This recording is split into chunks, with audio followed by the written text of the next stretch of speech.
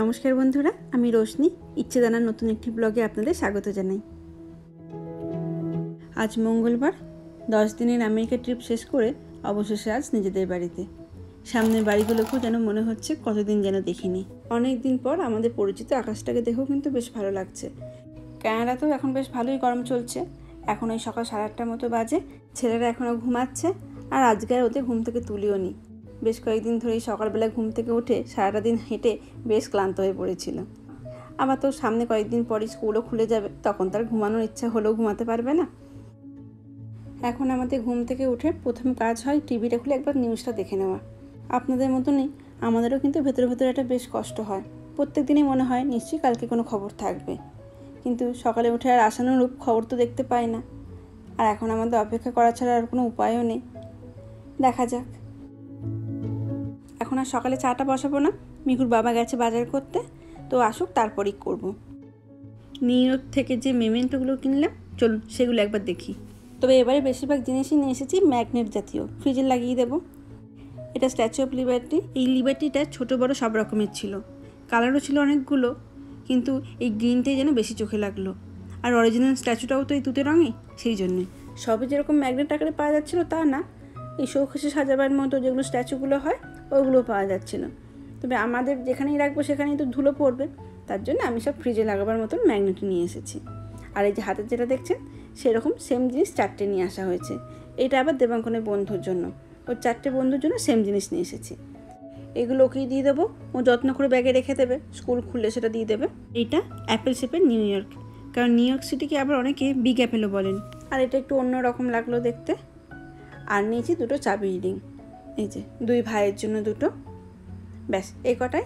আর ওই অ্যালবানিতে গিয়েছিলাম, অ্যালবানি তো নিউ ইয়র্কের ক্যাপিটাল, তার জন্য ওখান থেকে এই ম্যাগনেটটা। ব্যাস এই কটাই। এবার এগুলোকে সুন্দর করে সব ফ্রিজে লাগিয়ে রেখে দিই।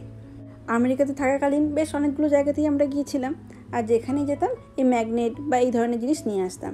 আসলে আমরা আমেরিকা থেকে যে কানাডাতে আসবো সেটা তখনও ভাবিনি, দেশে চলে যাবো ভেবেছিলাম, তাই বেশিরভাগ জিনিসই ইন্ডিয়াতেই রেখে দিয়ে এসেছিলাম। শেষ বছরের জিনিসগুলো শুধু রয়ে গেছে। এটা হচ্ছে গোল্ডেন গেট ব্রিজ, পাশেরটা হচ্ছে গ্র্যান্ড ক্যানিয়ন সান ফ্রান্সিসকোর, পাশেরটা হচ্ছে লাস ভেগাস, যে সাদা বিল্ডিংটা হলো স্যাক্রামেন্টো, ওটা ক্যালিফোর্নিয়ার রাজধানী, আর তার পাশের নিচের দুটো ওগুলো হচ্ছে ইয়েলোস্টোন। কবে যে আমার ফ্রিজটা এই ম্যাগনেটাতে ভর্তি হবে কে জানে। এখন প্রায় 10:30টার মতো বাজে। ছেলেরা ঘুম থেকে উঠলো, ওদের দুধ কমপ্লেক্সটাই দিয়ে দিলাম, একে দুধটা হালকা গরম করে দিলাম। আর দেবাঙ্কন ঠান্ডা দুধেতেই খেতে পছন্দ করে। আর হাতে সবসময় একটা গল্পের বই তো থাকবেই। দেখি নেক্সট যেদিন সুইমিং ক্লাসে যাবো সেদিন বইগুলো সব রিটার্ন করে দিয়ে আসবো। কোথাও থেকে ঘুরে আসার পর একে তো কাজেতে মন বসে না, আর তারপর আবার কত কাজ যেন বেরিয়ে যায়। এই কয়েকদিন জানলা দরজাগুলো সব বন্ধ ছিল, ঘরেতে এমন একটা গুমোট ধুলোর গন্ধ। কাল রাতেই সমস্ত বিছানার চাদরগুলো আমি চেঞ্জ করে দিয়েছিলাম, আজকে পুরো ঘর ঝাড় দিয়ে আমাকে ভ্যাকুম করতে হবে। কার্পেটগুলো একটু জল দিয়ে ধোয়ার ইচ্ছা আছে, দেখি কতদূর কী করতে পারি। মিকুর বাবাও বাজার করে চলে এসেছে, তাই চাটাও করে ফেললাম, যাই দিয়ে আসি। দাঁড়ান আপনাদের দেখাই আজকে কী বাজার করে নিয়ে আসলো। কালকে তো ভেবেছিলাম একটু ঝোল ভাত করে দেবো, তারপর এসে দেখলাম একেবারেই অল্প কিছু সবজিপাতি পড়ে রয়েছে, তাই ওইগুলো রেখে দিয়েছিলাম আজকে করব বলে। জানতাম না তো সকালে উঠেই বাজার যাবে। আমরা আবার পোস্তটা খেতে খুব ভালোবাসি, অনেক দিন খাইনি, তার জন্য কালকে পেঁয়াজ পোস্ত, আলু সেদ্ধ আর ডিম ভাজা আর ভাত করেছিলাম। আজকে শুকদেব এগুলোই বাজার করে নিয়ে এসেছে, আর তার সাথে একটা তরমুজ নিয়ে এসেছে, ওটা নিচে আছে। ছেলেরাও কাজের দায়িত্ব নিতে চেয়েছিল, তার জন্য সব কাজের ভাগ করে দিয়েছি। নিচের সিঁড়িটা পরিষ্কার করছে দেবাঙ্কন, আর উপরের সিঁড়িটা পরিষ্কার করছে মিকা। মাঝখানে সমস্ত কিছু শুকনো ভ্যাকুমটা আমি করে দিয়েছি, আর মিকুর বাবা করবে জল দিয়ে ভ্যাকুমটা। ওর সুবিধা মতো অফিসের পর করবে। আজকে মাছ আর ডিম মিশিয়ে ঝোল করেছি। 2 ছেলেই বললো মাছ খাবো না, তার জন্য ওদের 2জনকার ডিম আর আমাদের 2জনকার মাছ। আর কালকে পেঁয়াজ পোস্ত আছে, সেটা বার করে নেব। এখানে অনেকগুলো সবজি দিয়েছি, যেগুলো সব ছিল ফ্রিজে, একটু পটল, ঢ্যাঁড়স, পেঁপে, যা যা ছিল ফ্রিজে অল্প অল্প করে, সেগুলো সব এখানে দিয়ে শেষ করে দিয়েছি। পুরো আগস্ট মাসটাই এখানে বেশ ভালোই গরম থাকে। এখন এই 5:30টার মতো বাজে, তাও দেখুন কীরকম রোদের জোর। আর এটা দেখে মনে হচ্ছে আমাদের তো সমস্ত ভালো জামা কাপড়গুলো ব্যাগেতেই ভরা থাকে, তাই পুজোর আগে ভাবছি একদিন রোদে দেব। এই বিকাল হয়ে গেল, এবার তো একটু পরে মিকারা বাইরে বেরিয়ে যাবে, তার জন্য এই সময় ঘরটা ভ্যাকুম করা হচ্ছে। নর্মাল ভ্যাকুমের তো কোনো অসুবিধা হয় না, কিন্তু এখন তো সাবান দিয়ে কার্পেটটাকে ধোয়া হচ্ছে, তাই বারবার যদি ছেলেরা উপরে এসে এই নোংরা পায়েতে পা দেয় তখন একটা দাগ হয়ে যায়। এমনি ভ্যাকুমটা করতে করতেই 70% মতো শুকিয়ে যায়, কিন্তু পুরো কার্পেটটা একদম শুকনো হতে প্রায় 2-2.5 ঘন্টার মতো সময় লাগে। আর এখন বাইরেও ভালোই রোদ রয়েছে, জানলাগুলো খুলে দিচ্ছি, তাহলে ঘরটাও তাড়াতাড়ি শুকিয়ে যাবে। তবে এত তাড়াতাড়ি ছেলেদেরকে পাঠাবো না, এত গরমে না খুব ওরা ঘেমে যায়। আর এখন তো কেউ যায়ও না, ওর বন্ধুরাও যায় আর একটু পরে। সকালেই তরমুজটার বাবা নিয়ে এসেছিল, বললাম দেবাঙ্কনকে নিয়ে আসতে, আর দেখুন নিজে গিয়ে নিয়ে চলে আসলো। বেশ ভারী কিন্তু, আর এই সময় দোকানগুলোতে তরমুজটা উঠেছেও বেশ ভালো। এখানে তো সাধারণত সারা বছরই সব ফলই পাওয়া যায়, তবে এই গ্রীষ্মকালেতে তরমুজ, আম আর লিচু এইগুলো দেখেছি দোকানে খুব আসে, আর তার জন্য দামটাও অপেক্ষাকৃত একটু কম থাকে। এমনি সময়তে তরমুজগুলো পাওয়া যায় ছোট ছোট, তবে এই সময়ে তরমুজগুলো প্রায় 10-12 এলবি পর্যন্ত হয়। তো মিকুর বাবা বললো সবচেয়ে খুঁজে খুঁজে ছোটোটা নিয়ে এসেছে, এই বড়গুলো আনতে গেলে না ছুরিটা ভেঙে যাওয়ার মতো জোগাড় হয়, কিন্তু এটা একটু ভুল করে ফেলেছে। আমরা সাধারণত সিডলেসটা নিয়ে আসি, আর এটা দেখুন পুরো বিচে ভর্তি। একটু দেখে আনতে হয়, লেখা থাকে গায়েতে, ওর বাবা অতটা হয়তো লক্ষ্য করেনি। একটু ফল খাইয়ে ওদের এবার পাঠিয়ে দেবো পার্কে। মিষ্টি রে, এটা দেখতে সিট রয়েছে, সিটগুলো ওখানে ফেল, নাহলে কিন্তু পেটে আবার গাছ হবে।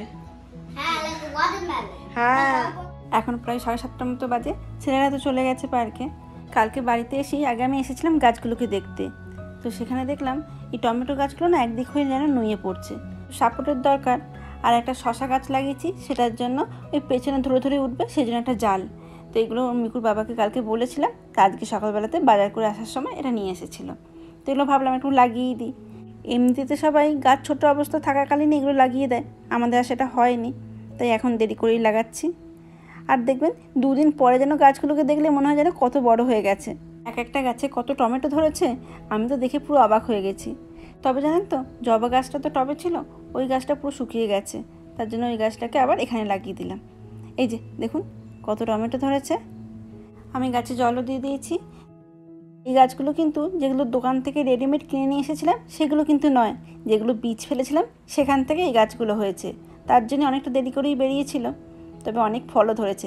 আর এটা দেখুন শশা গাছ, কত ফুল ধরেছে দেখুন।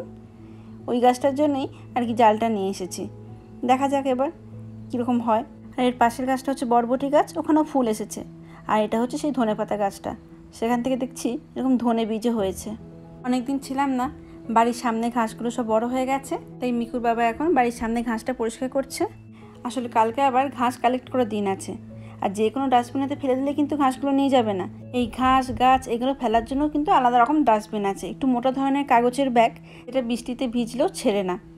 ওই যে সেখানে মুড়িয়ে যদি রেখে দেওয়া হয়, কালকে যখন ডাস্টবিন কালেক্ট করতে আসবেন তখন ওনারাই নিয়ে চলে যাবেন। আর এদিকে আকাশটাকে একবার দেখুন কী সুন্দর লাগছে। এখন ওই রাত 8:30 মতো বাজে। আজকে তাহলে আমার ভিডিওটা এখানেই শেষ করছি। কেমন লাগলো অবশ্যই জানাবেন, যদি ভালো লেগে থাকে লাইক শেয়ার কমেন্ট করে দেওয়ার জন্য অনুরোধ করে রাখলাম।